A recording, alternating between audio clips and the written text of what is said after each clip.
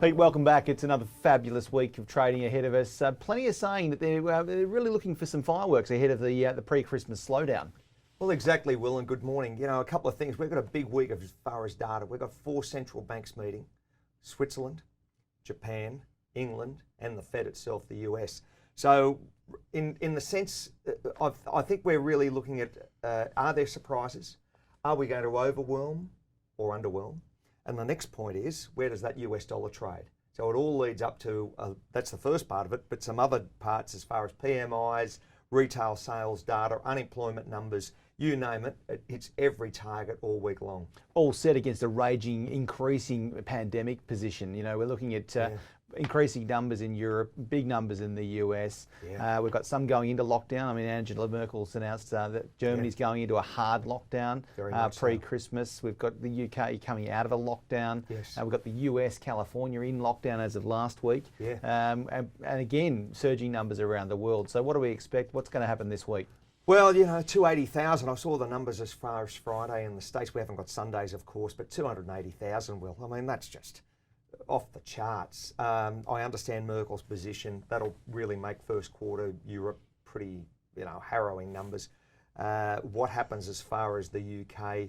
We've still got the Brexit to work through. So it seems that the storyline as far as the big themes, evident, we all thought that could just be a continuation of the Christmas rally, may take a little bit of a whack, and possibly the old 1-2, because we're halfway through the month and we've got a lot of news to come out yet before December 31. Pete, we talk about we talk about, I guess, the easing, and we talk about stimulus, and we talk about the Fed a lot. Yes. They've pumped a lot of money in. We've seen, I guess, QE1, QE2. We've seen a tapering, and we've just seen if you like, a fairly aggressive line in this pandemic QE, as we're calling it, as they sort of start to talk about this whole balance sheet reduction. I mean, can it continue? How much more can they do? $120 billion of asset purchases a lot, right? 4 million. I mean, for every day of the week. If you're looking at the numbers, that's the issue, Will. If they increase that, what happens to the US dollar? Where inauguration, 1 month, 1 week away from someone's going to be in power. And when you listen to the news and you hear what's happening in Washington, and they certainly haven't backed down the Trump brigade, and either as, you know, the Janet Yellen appointed Biden administration. So I'm not sure where we're going there. I mean, you've got so many differing views. So the issue quite simply is the momentum leading forward. I don't think you're going to see any change as far as stimulus.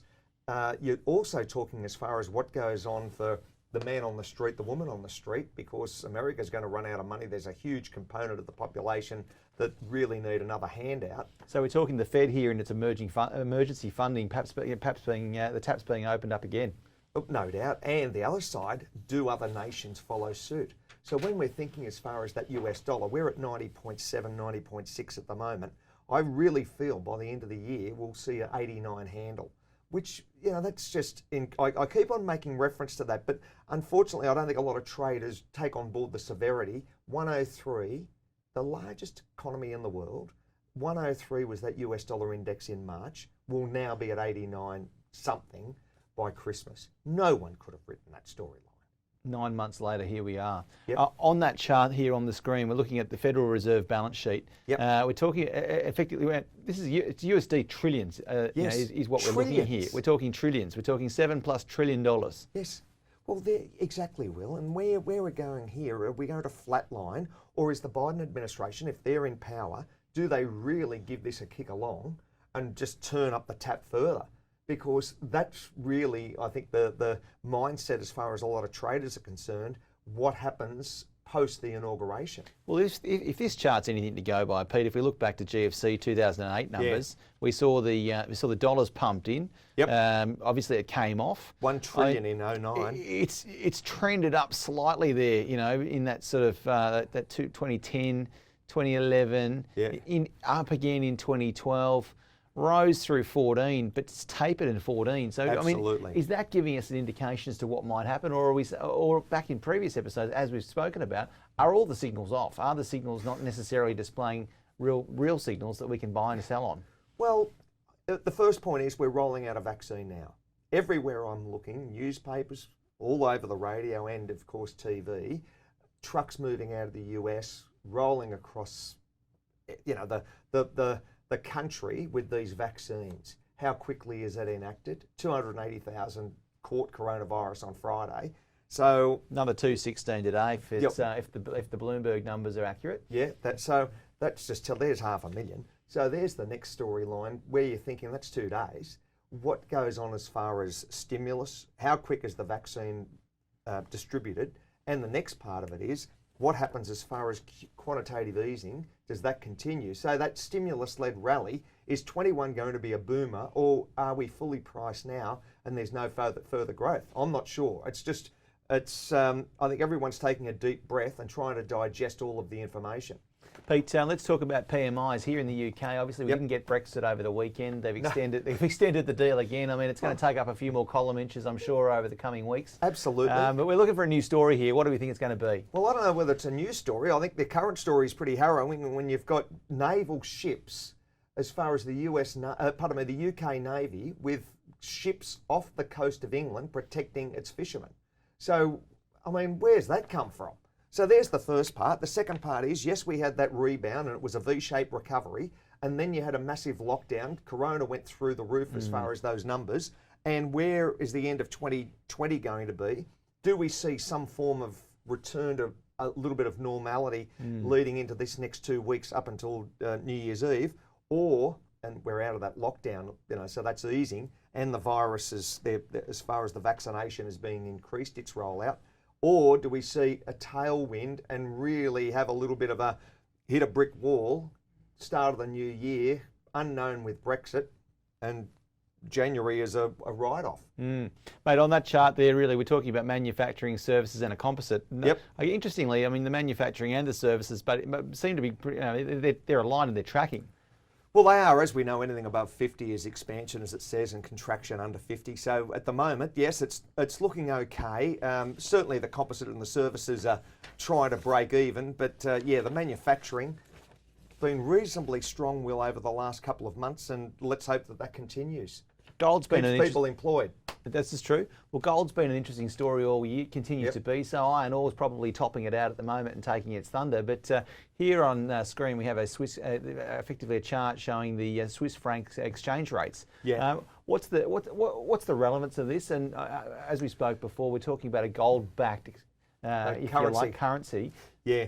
That US dollar has just come under, as we mentioned, significant sell-off, and the beneficiary naturally has been, to some point, the Swiss franc.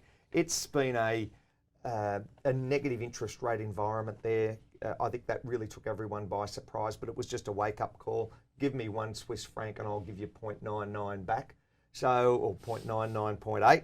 So need to do a bit of volume to make that work, Pete. Yeah. No matter what you do, my understanding is, if it's in negative, well, you can do a lot of work, but you'll never, return your funds that you're putting in. So there's the first part, and interest rates are, that's another subject altogether. So where we go as far as the Swiss franc, that meeting this week, I don't think they're going to underwhelm, and I don't think they're going to over-surprise. So I think it's going to be the status quo across many of those central banks. Mate, what's the relationship when we really think about it, US Treasury versus everybody else? I mean, is what we're seeing here on this chart, perhaps the US Treasury suggesting that it's like, come on boys, play ball? Yeah, possibly, but I don't know whether the US would ever go to a negative interest rate storyline. But I'm never going to say never, because first off, we've got to get to January 21. We've got to see where we are as far as virus numbers at the end of March, that first quarter. And again, we've had everything thrown at this all year. Nothing surprises us anymore. So possibly there's a big surprise coming in 21. Mate, and Christmas is here, right? So look, the Eurozone PMIs look pretty similar to a previous chart. We're talking about UK, so probably not much to really talk about there. They're tracking, they're aligned, impacted clearly by the same things. Well, you'll notice that their manufacturing is looking okay. So, it's a powerhouse, 500 million people. But their services sector and their composite is very much underwater. And it's been a very, very dismal time to be in the services sector in the Eurozone. So I'm not sure. We've got to work through. You mentioned earlier, as far as Angela Merkel, or Chancellor Merkel, saying we're going into a very, very hard lockdown. Hard lockdown. I mean, I was looking for the right word. You can't beat hard. That says it all. And where does that run over that winter period? And how long is it in?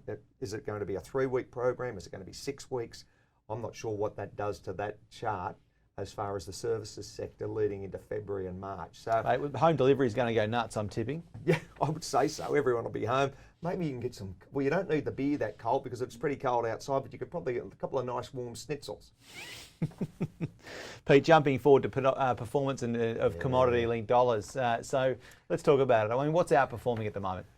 Well, when you're thinking of that, it's been one-way traffic for those currencies, and the Aussie really is the standout. Well, we're at 75.6 now, that Aussie dollar to the US. So there's every chance you're going to be a 76, possibly a 77 handle over the next couple of weeks. Strong demand there from certainly from China as far as our iron ore exports, and the commodity sector is being bid up. So copper's up, you name it, all the commodities are well sought, though we've got issues as far as the China issue for about 7 or 8 of our key exports. Red wine, lobsters. Lobsters are going to be cheap. I read that. Coles are going to have them for $20, which is great. I'm not being, I say that with whole sincerity. We've got some of the greatest seafood in the world, and they tell me they're going to be able to buy them at Coles for $20, $25 a lobster because we can't export them to China. Pete, this is a good Christmas already shaping up here. Well, it is, and good Aussie red wine. So we've got some of the best produce in the world, and if that message can get out anywhere, we take this globally, this chat, and we're nearly at the end of this year together, Will. The message line is we've got wonderful exports. Hopefully they can be sold internationally, not rely just on China. So, yeah, if anyone out there, enjoy our red wine. Very much a diversification story, isn't it? I Yeah. mean, for 30 years, we put product. I mean, the same with the UK. I mean, they're going through a process. In the 70s, we cut those deals with the UK. Same with China. Course. And yeah, sure, okay, fine. We've got great product. Perhaps we've overproduced it. Perhaps we've actually exported a lot of stuff that perhaps needs a little bit of a quality tick too. Possibly, that's the storyline. Or we've, to our detriment, we haven't embraced other markets. It's been one-way traffic, so now's the time to rattle the cages, and Asia's a big consumption base, and we all know they're coming up the consumption curve as far as, and they like red wine, and ours is probably as good as any, I think, in the world.